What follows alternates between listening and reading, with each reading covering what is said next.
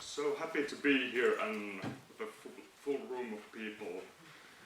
Welcome. I'm really grateful to ANSYS that they asked me to speak here, so this will be my pleasure.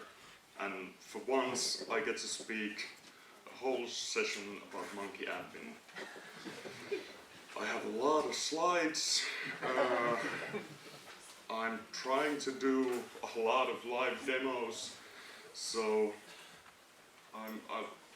I hope that these slides won't last forever. But who am I? Let's take a couple of those. I'm a sysadmin. I have been working in University of Jyväskylä, Finland since 2003, so that's a long time doing this.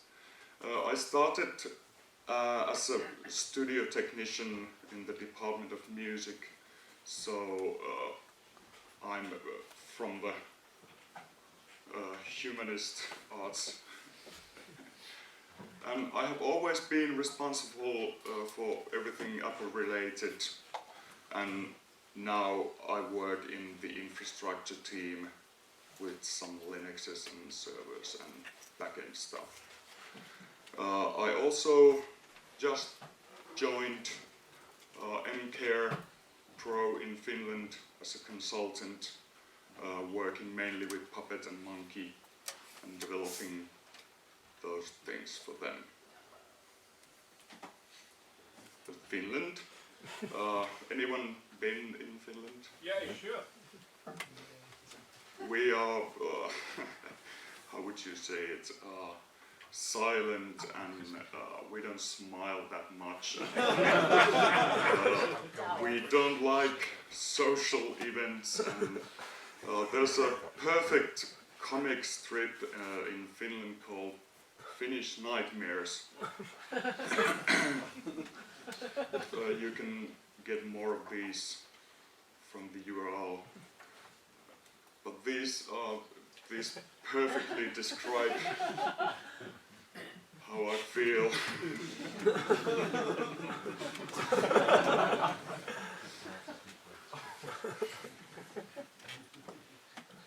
This might happen tonight.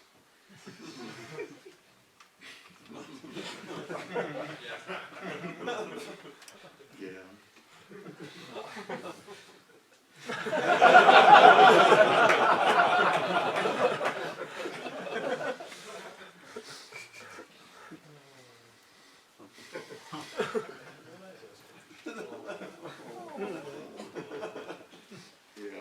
We love Finland.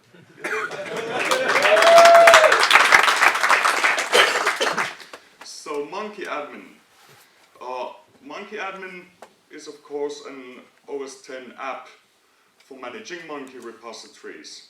I started it in 2010 when we were doing our initial Munki deployment. And of course back then it was really just a text editor and package infos and manifests, and I think I renamed,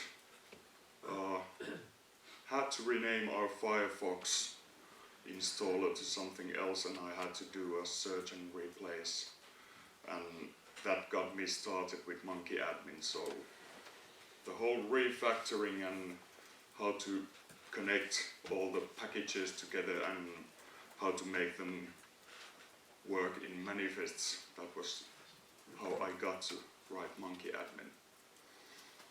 It's really designed to be one of the tools that you would use. It doesn't really require any special changes to your repository. So you can continue to use text editors, you can continue to use manifest util and Munki import, make package info, command line tools. But there are things that are easier to do in MunkiAdmin than those if you had to do it in command line. MunkiAdmin can open repositories from any local folders, something you can browse in Finder. So you can mount a network share and open a repository from there, or you can copy it down to your local disk and open it there. Originally, MunkiAdmin was designed to be used with version control, so we had our Munki repository under a Git repository on a server, so we would pull the repository on the local admin computer and edit with MunkiAdmin and then push those changes back to the server and then deploy from there. And I really recommend using version control because, well, you'll see in a minute. You'll see in a minute. MunkiAdmin is fast. It can easily work with thousands of packages and thousands of manifests.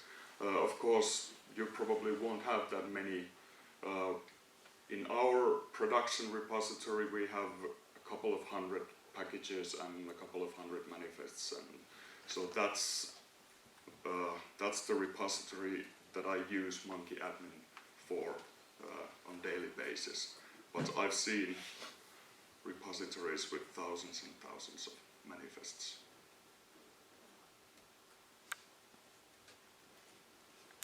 So, back in 2010, Munki 0.6 was released, and it brought some really good things at that point, like copy from DMG installer type, support for optional installs, support for managed updates. Of course, at that point I was writing MunkiAdmin, and I decided to release the 0.1 version of MunkiAdmin.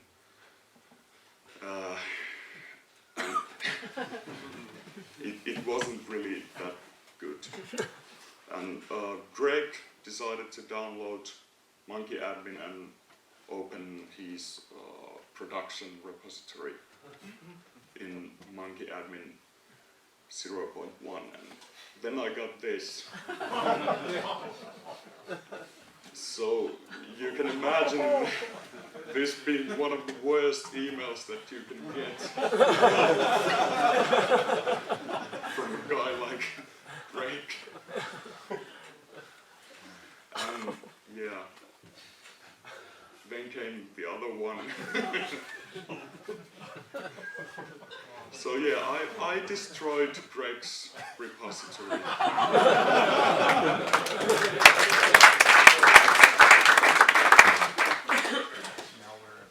Wasn't nice, but there has been some progress in the apps. So basics. How does this look? So MunkiAdmin has these three views right here on the upper left corner, and the first one is of course for the packages. And when I say packages, I mean packages, the installer packages and the package info files. So MunkiAdmin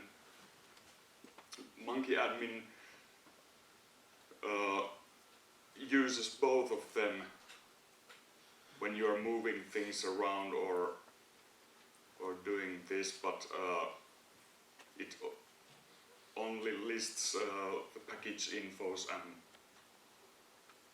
and their data. The second view is for catalogs, and at this point I think I am going to replace this view with something else. This is the oldest view from all of these views. I think this was in the original MunkiAdmin 0.1, like this.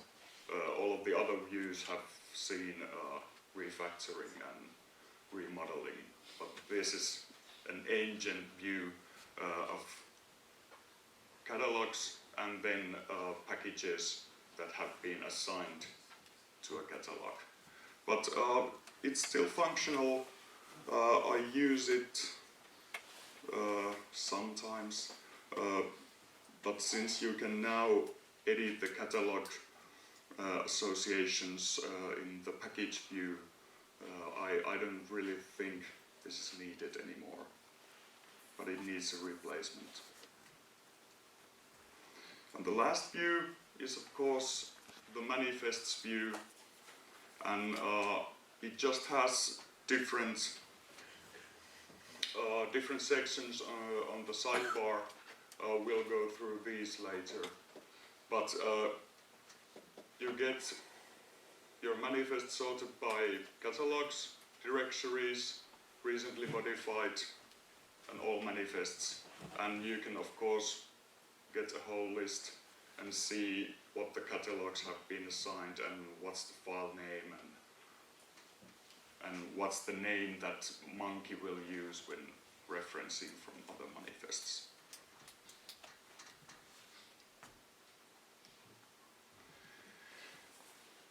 Opening a repo in MunkiAdmin. MunkiAdmin really only cares about the manifests and the package info files. MunkiAdmin will open a repository if it has catalogs, manifests, and packages info subdirectories. You don't need to have the actual installer items available to MunkiAdmin while editing. You can, and it will be good if you decide to remove something, because then MunkiAdmin can remove the installer item, but it did on the 0.1. It does not make any changes until you hit the save.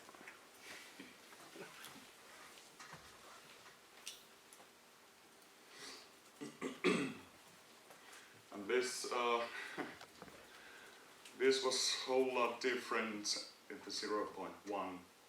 So currently, when MunkiAdmin is saving new files, it checks what you have actually done, and those are the only files that are considered for writing. And before writing anything, MunkiAdmin will make backups. And before writing, MunkiAdmin will check if there has been any functional differences on the package info files. You can have custom keys inside manifests and packages info. MunkiAdmin will preserve those. This is just in case Greg decides to add some new features to Munki, so that MunkiAdmin will not wipe those new features from the files, even if it doesn't know about them.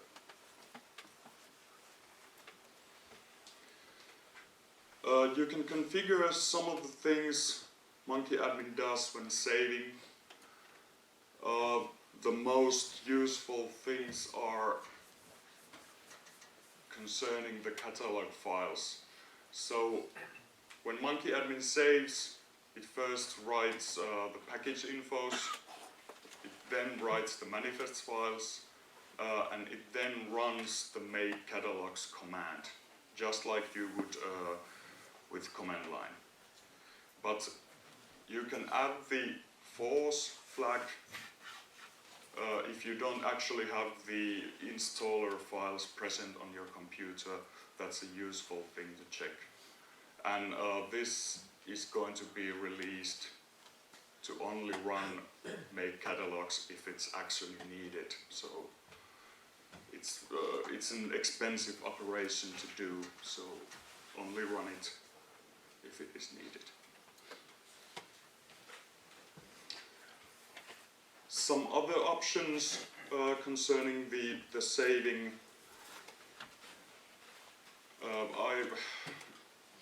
I like things neat and clean and sorted, and so you can opt in to have MunkiAdmin always keep those items sorted by their names so they look clean.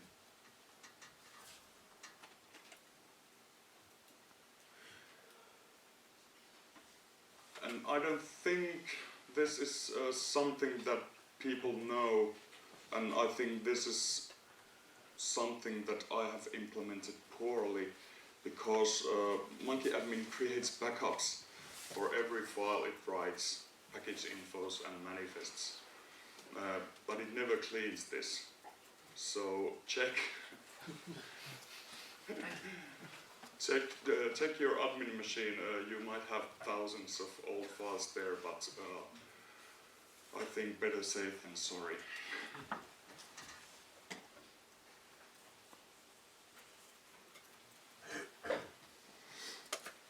So the package editor in MunkiAdmin is quite old.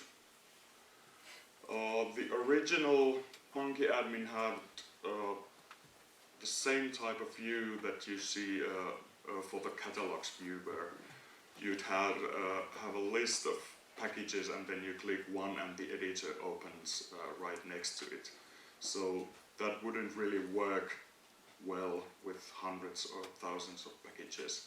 So the current implementation is to have a list of packages and you double click it or right click it and open the editor, and it opens up in a separate window.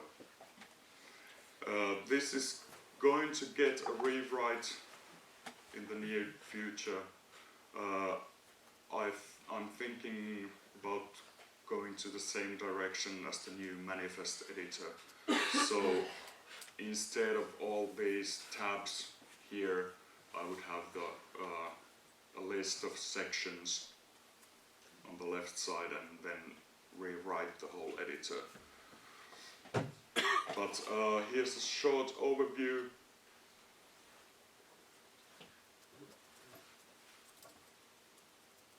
Going through all the tabs, the alerts got added recently because it got supported by Munki, so you can configure those too.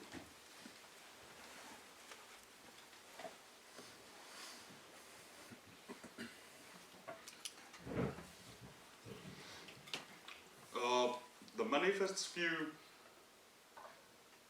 and the manifests editor, this is very new, and it still does not have all the features that I would like it to have, but it's a work in progress, and I'm sure it will see a lot of updates in the future. One of the things I recently added was this, we might call it a metadata section for manifests. So you can have a manifest display name to be used throughout MunkiAdmin. Wherever you see a manifest, you can overwrite the file name with this display name to have a nicer experience. And you can also write the user and write some notes about the manifests, and these get written to the actual manifest file. And of course they will get delivered to the client machine, so don't write anything. Anything that you wouldn't like the client to see in these.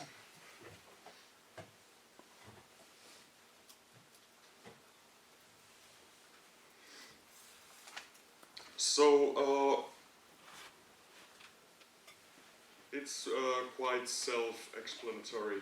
So you just add things to different sections. You have manage installs, uninstalls, updates, optional installs. You add items from your packages. Say they can be a specific version, or they can be referenced with the name only. And you can assign a condition to each item, and we'll go through those bit later. And basically all these sections are identical.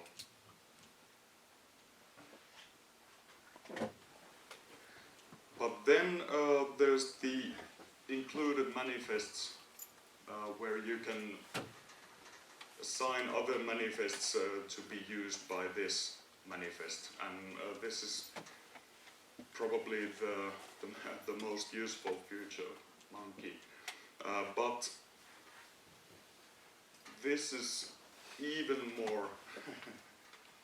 more useful because the referencing manifests is an inverse relationship of the included manifests. So if a client includes a base apps manifest, then the base app manifest has a referencing manifest to the client. So you can think of these as a group. You can easily group things with the referencing manifests. And then you have the conditions editor, and you get a nice graphical interface for creating these complex conditions. We'll go through those two later on. But one of the problems I had when thinking about the new manifests UI was that how would I automatically classify manifests?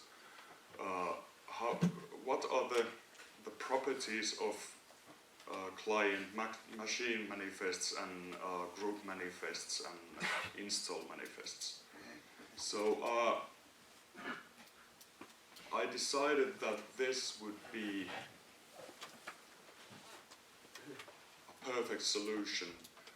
So if you have manifests that only have included manifests, but these manifests are not referenced by any other manifest, they are machine manifests.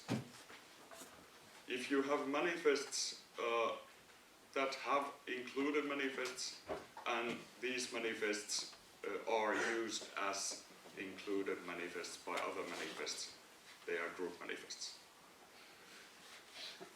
And if you have manifests that do not have included manifests, but are they themselves used as included manifests by other manifests, then they are install manifests. Yeah, but the picture should make this a lot clearer. And I think this works. I find myself using these sections quite regularly to find different items in our repository. At the moment, you can't customize these. You can't customize any of these sidebar sections, but it will be added at some point. And I'm thinking also about having so you could write your own queries and have them inserted on the sidebar to make your workflow easier. That will be on the roadmap.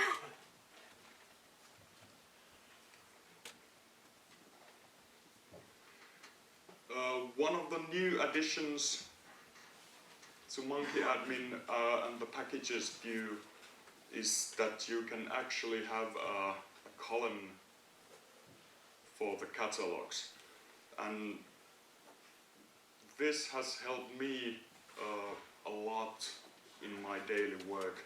I find that I don't usually go to the catalogs view anymore at all. So you right click on the header and choose catalogs, and you get a nice column which shows which catalogs are assigned to the package. And of course, when you right click on a package, you can modify the catalog selection, and you can add those packages to different catalogs there.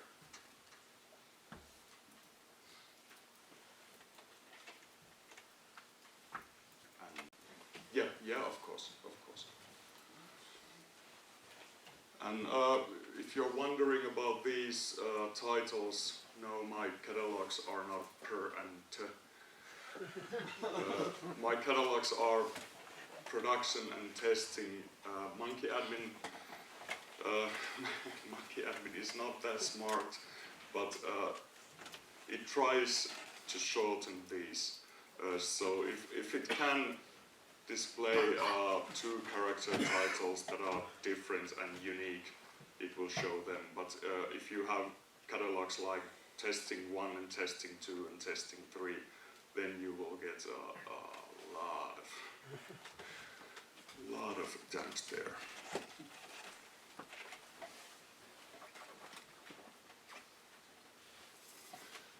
The icons are, this is one of the things that I think that really needs a graphical user interface. It's hard to do on command line, and it's really convenient if an app displays you a list of available icons, and you can extract those easily. So MunkiAdmin at the moment can extract items from the regular app bundles and regular installer packages. It does not know how to use those Adobe installers, but the icon extraction window, I'll show you a few tricks with that later on. So what you would do is you select packages, right click, or from the file menu you access the icons section, and you have multiple options depending on what you have selected. So if you have multiple items with different names, you only get 2 of these. Choose existing icon, which shows you a list of all the available extracted icons, or just create a new icon for all of these. And MunkiAdmin will assign the appropriate icon name for all the packages you have selected. If you have a single item selected, you get some more options. So you can create a new icon for name 1Password, which would change the icon for all of these 1Password packages. Or you could just create a new icon for this particular version, and then just choose a different name for it when saving. And you could get unique icons for each of them. If you start to create a new icon for a package that already has an icon, MunkiAdmin will show the icon. So this is really useful for me when I get some new major versions of some software which has an existing icon, and I want to see if the icon has changed. So I just select the item, create a new icon.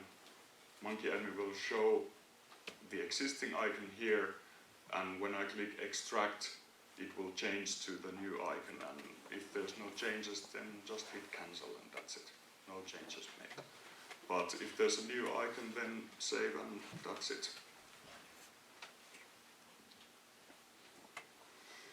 You can of course search and select existing icon images from your repository.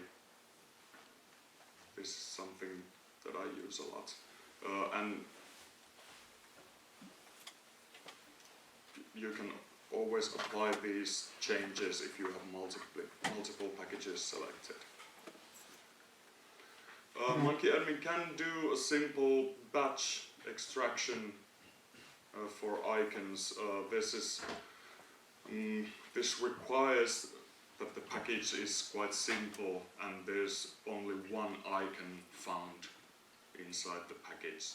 So it works for a lot of packages, but then again there are a lot of install packages which has multiple icon files and multiple applications. Then MunkiAdmin can't really decide which to use, so you'd have to extract manually for that.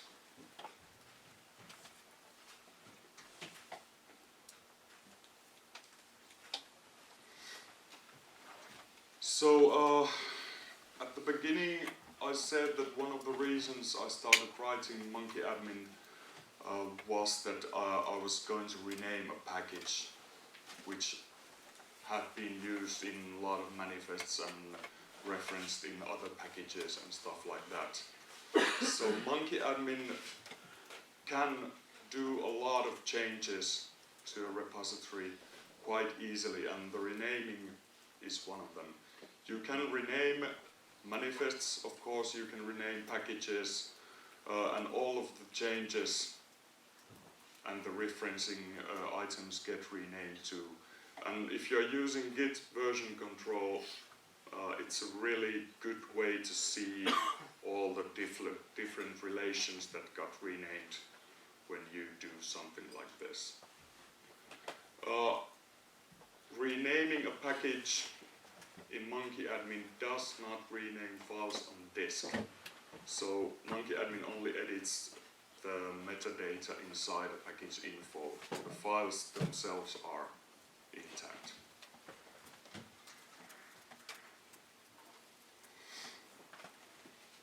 You can move things around in MunkiAdmin just by dragging manifests or dragging packages to the sidebar sections. If you drag an item to a folder, it will get moved.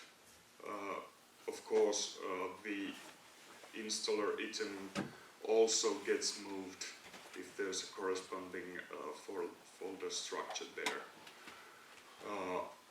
If you drag and drop to the developer and category keys, they will get assigned, and so try dragging and dropping in various places. It'll work.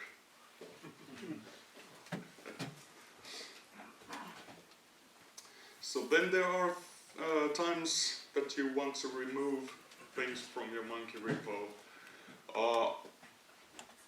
Older packages are easily removed with MunkiAdmin, and MunkiAdmin always deletes the installer item 2 from the repo if it doesn't have any other referencing items. So for example, Munki Tools installer at least at some point had a single DMG file and multiple package info files all referencing to the same installer item. And if you were to remove one of those packages with MunkiAdmin, MunkiAdmin would not delete the DMG file unless there's no other references left. MunkiAdmin also deletes the icon files if there's no more references. And the same goes with manifests.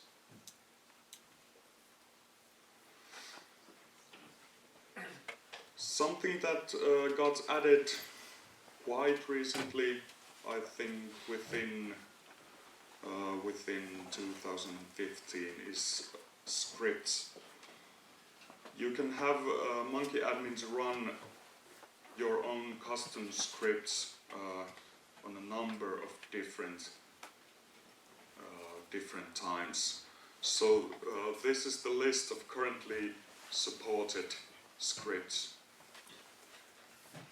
So you can have a script run before and after saving a package info, before and after saving a manifest file, and before and after starting a whole repository save.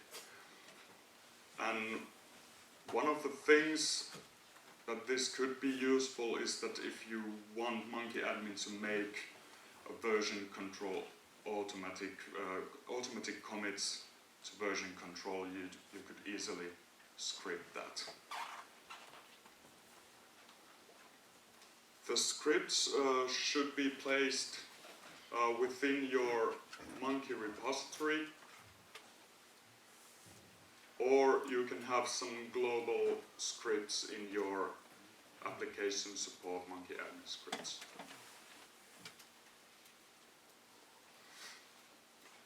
When running these scripts, MunkiAdmin will change the working directory to the repository root and will provide the package info and manifest pre and post save scripts with the file names and file paths that it is about to write or did write. So you can assemble a git commit message from those.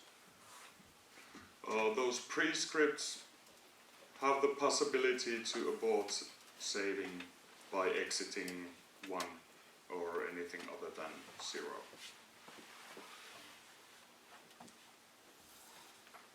Can you see? No, you really can't. But basically this is a manifest post-save script that creates a git commit each time it makes changes to manifest.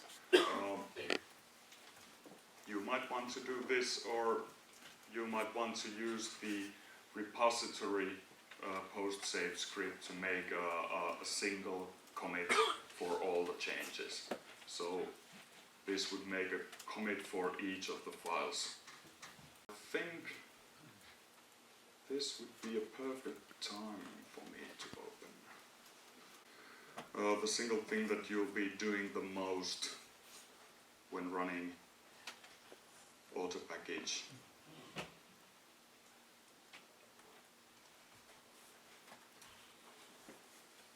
And that's it.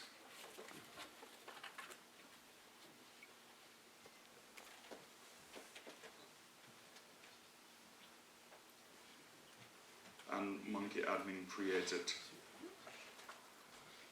different commits for me because I have the scripts there. The sidebar section lists categories and developers, and if you need to delete these, rename these, create new items here, you can just do that. I don't like that name. I'll change that. Let's see. Yeah, there we go. Yeah, I had a single item for that. But you can also drag and drop to assign categories. You can drag and drop to assign developers. And if you drag and drop to different folders, MunkiAdmin will move the files on disk, and it asks you if you would like to move the actual installer item with this.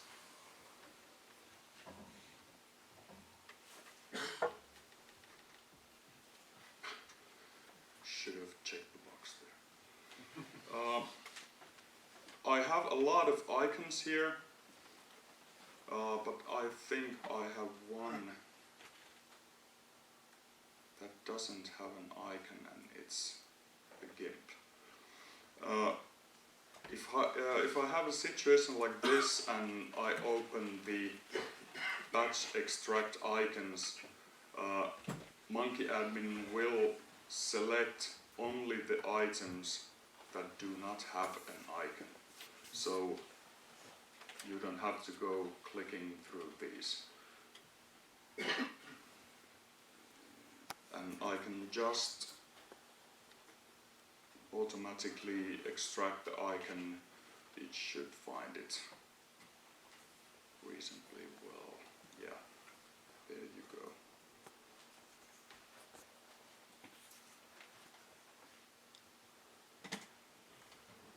Yeah. And let's take a package that will have multiple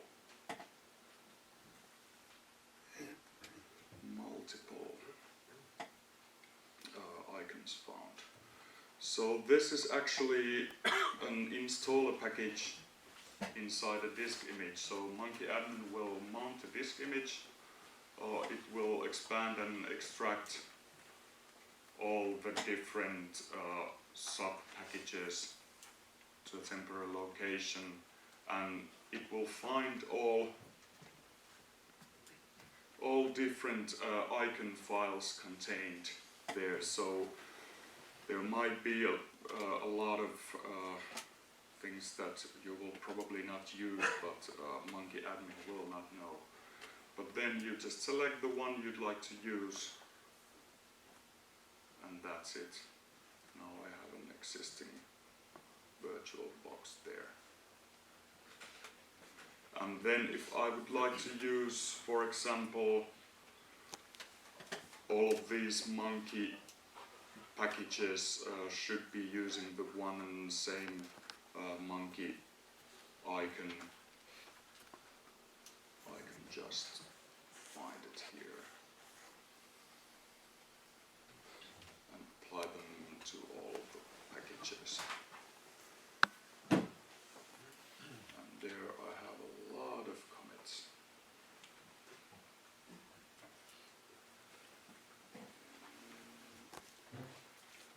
But I got waived. I'm running out of time. So please ask any questions. Don't ask big questions.